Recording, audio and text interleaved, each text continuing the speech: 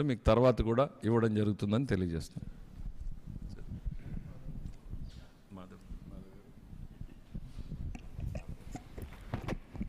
అందరికీ నమస్కారం.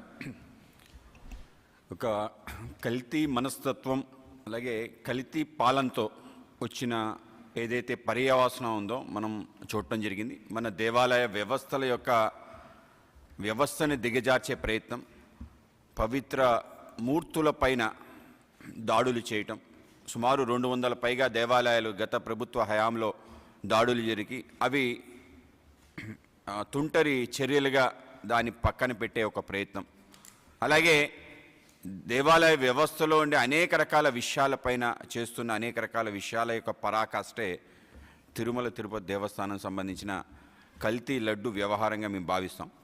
సో ఆ విధంగా ఈ వ్యవహారం ఎంతవరకు వెళ్ళిందంటే తనంతట తానే క్లీన్ చిట్ ఇచ్చుకుని ఏమీ జరగలేదని చెప్పి, అంటే వాళ్ళ పేపర్ యొక్క రిపోర్ట్ ఆధారంగా మాట్లాడే ఒక తీరు ఆ విధంగా పరాకాష్ఠకు చేరింది. నిజంగా మేము అడుగుతున్నాం, ఇవాళ అసలు పాల సేకరణే చేయలేని ఒక డైరీ ఏ విధంగా నెయ్యి సప్లై చేయగలుగుతుంది? ఇక్కడే విషయం బయటపడిపోతుంది. రెండో అంశం, 390 రూపాయలు 19 రూపాయలకి నెయ్యి రాగలిగే వ్యవస్థ ప్రపంచంలో ఎక్కడైనా ఉందా? అది నెయ్యి అనబడుతుందా?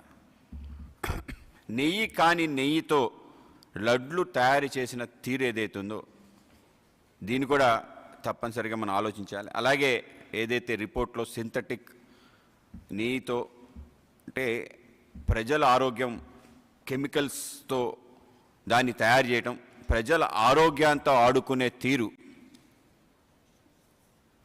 అత్యంత పవిత్రంగా భావించి భక్తులు స్వామివారిని సేవ చేసుకొని వెళ్తున్న తరుణంలో తీసుకోబోయే అతి పవిత్రమైన వస్తువుని పైన ఈ విధంగా చేయాలి అనే ఒక మనస్తత్వం ఏదైతే ఉందో వాళ్ళ యొక్క దృష్టి ముఖ్యంగా రాష్ట్రంలో అన్య మతస్థుల యొక్క ప్రాబల్యం పెంచే ఒక ప్రయత్నం, దాన్ని ఒక ఓటు బ్యాంక్గా మార్చుకోవాలనే ఒక ఆలోచన, దీనికి పరాకాష్ఠ ఇది. ఆ విధంగా దేవాలయాలపై ఏం దాడులు జరిగినా ఏమీ జరగదు.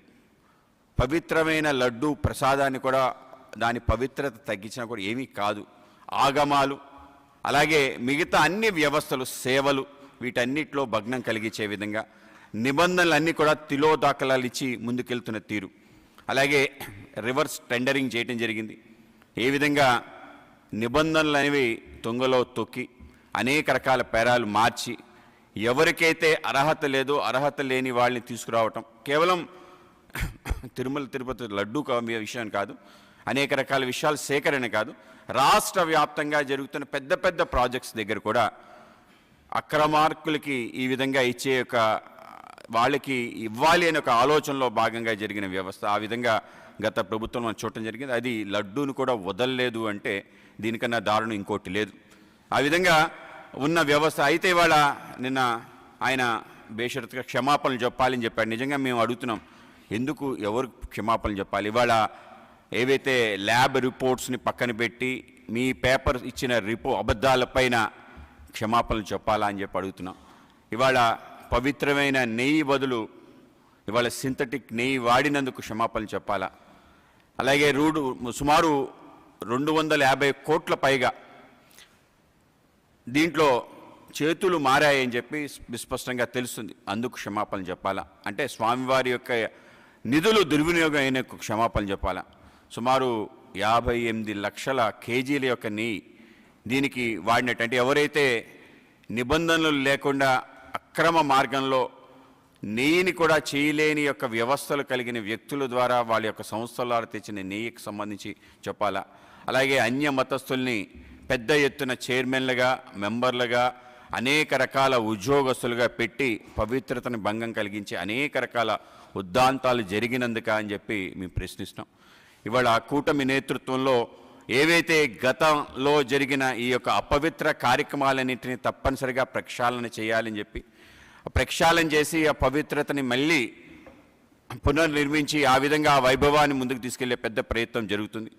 ఎక్కడ కూడా రాజీ లేకుండా ఇటువంటి విషయాలపై ముందుకెళ్ళాలి అని చెప్పి ఒక సమిష్టి ఆలోచన ఏదైతే ఉందో ఏ విశ్వాసంతో అయితే ప్రజలందరూ కూడా ఇవాళ ఈ ప్రభుత్వానికి ఈ యొక్క అధికారాన్ని ఇచ్చి ముందుకు తీసుకెళ్తున్నారో దాన్ని మరింత ముందుకు తీసుకెళ్ళడానికి ఎక్కడ కూడా భక్తుల యొక్క మనోభావాలు సన్నగిల్లకుండా ఉండే విధంగా వాళ్ళ భక్తి విశ్వాసాలపైన ఎటువంటి ఆటంకం రాకుండా ఉండే విధంగా తప్పనిసరిగా కూటమి నేతృత్వంలో ప్రయత్నం జరుగుతుంది.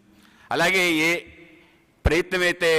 ప్రయత్నం ద్వారా భగ్నం చేయాలనుకున్నా ఇది మరీ పునరావృతం కాకుండా నిబంధనలు కఠినంగా పెట్టి స్వామివారి సంబంధించిన కైంకర్యాలు సేవలు అలాగే ముఖ్యంగా ఈ యొక్క ప్రసాదాలు ఏవైతే దిట్టం అంటారో సుమారు 100,000 సంవత్సరాల క్రితం రాయటం జరిగింది. అది గ్రంథస్థం కూడా చేయటంది. బ్రిటిష్ సమయంలో కూడా వాటికి సంబంధించి ఎంత దేనికి వాడాలి అని చెప్పి పోర్టులో ఏ దిట్టాన్ని ఏ విధంగా ప్రసాదాలు ఏ విధంగా తయారు చేయాలి వాటిని తూచా తప్పకుండా ఆ యొక్క సేకరణ చేసి వాటిని ఆ విధంగా ఇచ్చే ప్రయత్నం తప్పనిసరిగా కూటమి ఆధ్వర్యంలో చేస్తాం. అలాగే కేవలం ఈ దేవాలయం అన్ని దేవాలయ యొక్క పవిత్రతను కాపాడే విధంగా అలాగే హైందవ మనోభావాలు ఎక్కడ కూడా గాయం పడకుండా ఉండే విధంగా ప్రయత్నం చేసి ముందుకు తీసుకెళ్తాం. ఆ విధంగానే గత ప్రభుత్వం చేసిన అనేక రకాల విషయాలు దేవాలయాలకు సంబంధించిన రథాలని దగ్ధం చేయటం కానీ అనేక రకాల వస్తువుల్ని మాయం చేయటం కానీ అలాగే శిరచ్ఛేదనం లాంటి అత్యంత ఘోరమైన ఘటనలు చేయటం కానీ అలాగే వీటితో పాటు ఇంకా పరాకాష్ట అంటే స్వయంగా డీజీపీ చేత వాళ్ళు ఆ రోజు క్లీన్ చిట్ ఇప్పించుకొని ఇది టీడీపీ బీజేపీ ఆర్ఎస్ఎస్ వాళ్ళు చేసి ఉండొచ్చు స్వయంగా డీజీపీఏ నిస్సగ్గుగా యూనిఫామ్ వేసుకొని కండువా తక్కువ వైసీపీ కండువా తక్కువ ఆ విధంగా మాట్లాడిన తీరు అంటే ఆ విధంగా ఎంతకైనా దిగజారచ్చు అని చెప్పే పరిపాలన మనం చూసాం. కనుక వాటన్నిటినీ పక్కన పెట్టి ప్రజల యొక్క విశ్వాసం మనోభావాలు ఏవైతున్నాయో వాటిని కాపాడడానికి 100% మీ అందరం కలిసికట్టుగా ముందుకెళ్తామనే విషయం మీ అందరికీ తెలియజేస్తున్నాం.